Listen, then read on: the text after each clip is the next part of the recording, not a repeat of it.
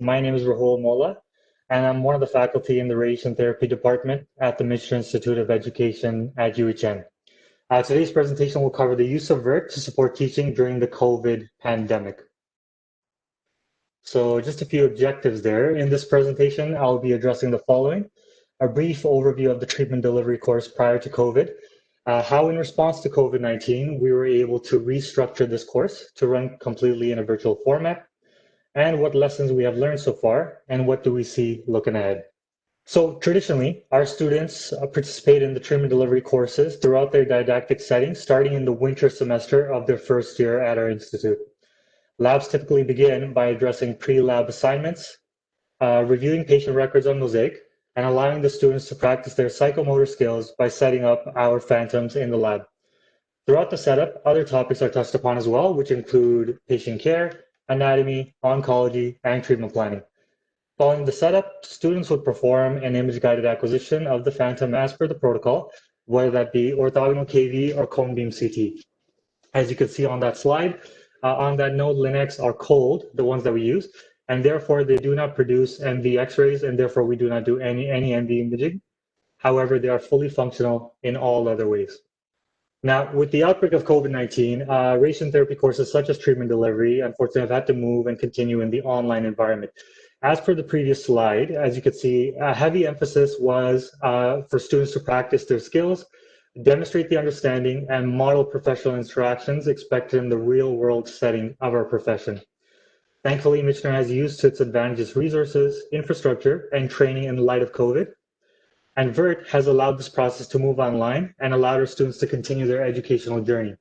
As you can see from the screenshots, we are now using VERT software to allow our students to continue to set up our patients on the same Elekta Infinity units that we would otherwise be using. During the lab, students are randomized into pairs, interact with one another much the same as therapists in a clinic, and complete the necessary steps to set up a patient.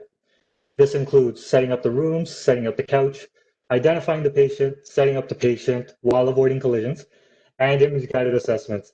Now, as can be understood, practicing psychomotor skills can prove to be difficult in such a setting. Therefore, during the setup portion of the lab, we can use VERT to foster problem-solving and critical thinking skills through the manipulation of both the machine and patient via randomized setup pairs, as can be seen from the screenshots, which will require rotational corrections on the part of the students.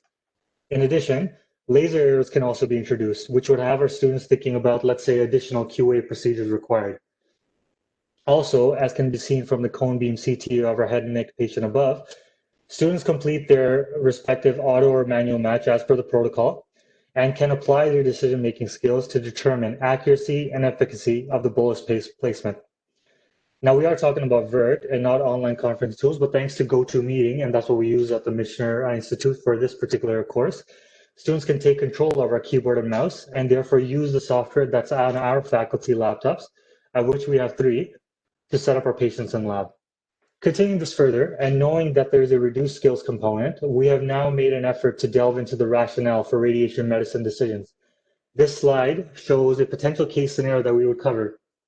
To maintain a level of consistency with prior in-person labs, at the beginning of lab sessions, we conduct a case analysis with our students regarding the patient entering our clinic for treatment today. The case analysis would revolve around problem-based learning, where students will read the case and decipher important details that we must be aware of as therapists. This can include critical thinking around patient care, anatomy, and oncology. For example, in the slide there, in terms of patient care, a discussion can be had, which can include a discussion around the type of side effects the patient may experience throughout the journey of their treatment, and how we would go about managing those side effects within our scope of practice. If we should choose, we could even take this further and have a discussion revolving around how we would get nurses and radiation oncologists involved appropriately as well. Following the full discussion of the case, we could then migrate over to the VERT software, where along with the appropriate setup note, we would have our students go through the required steps to set up a patient.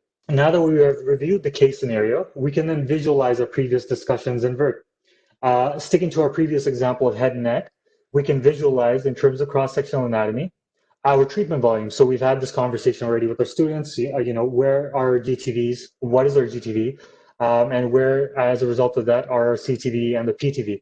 But then we could also visualize OERs and where they are located in that region, as we've had the discussion already. As a previous treatment planner, I would almost argue that one of the other important questions that's very important for me to address also is where are those OERs in relation to our treatment volumes, and therefore potentially how does that sort of affect our decision making and our critical thinking as we're going to go ahead and treat our patient.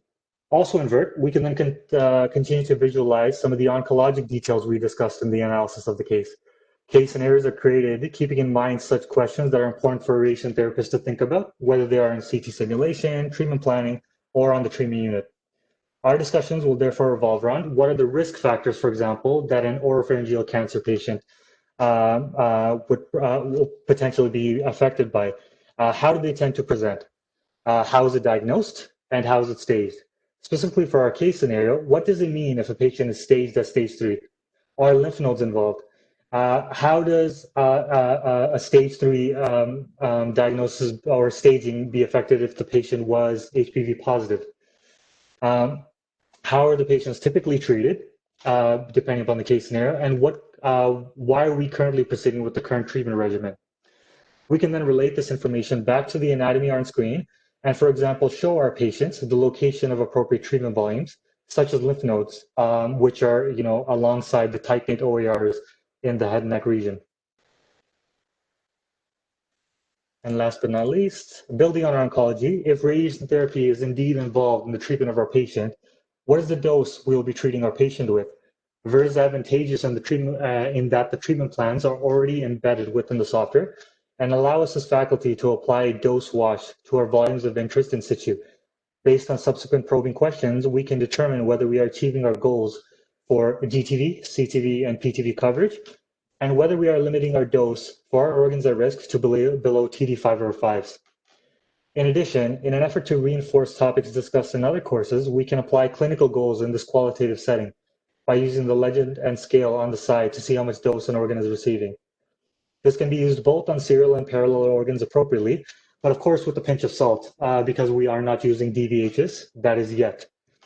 In addition, we can also visualize beams, and which can aid in a troubleshooting setting, because then a discussion between ourselves and the students can revolve around how can we improve our dose coverage to our treatment volumes, and how can we minimize the doses that our OERs are receiving. So, lessons learned and looking ahead. Our main goal was to try to maintain the course's intended competencies and learning objectives as best as possible while providing engaging learning experience for our students. While our program is very familiar with teaching and learning online, the format of this course is completely new and unlike anything we have done before. At this point, we are encouraged by anecdotal student feedback, which has been very positive. Students have also been very engaged given the circumstances, and thanks to VERT's abilities, we're able to run our case-based examinations. The CBEs are conducted much the same as discussed previously, where students are responsible for analyzing a case, answering any of our probing questions related to the facets of radiation therapy discussed prior, followed by setting up our patient in VERT.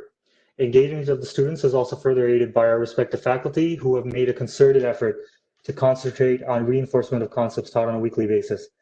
Challenges we experienced included the transition to a virtual format involving training on software, development of lots of new content, and issues with connectivity with regards to the internet. As at times there is some lag when students take over control of our keyboard and mouse, as we did discuss earlier with our chat. Students will not have the same level of physical skills compared to previous cohorts, but we are hoping that they will have a stronger set of critical thinking skills.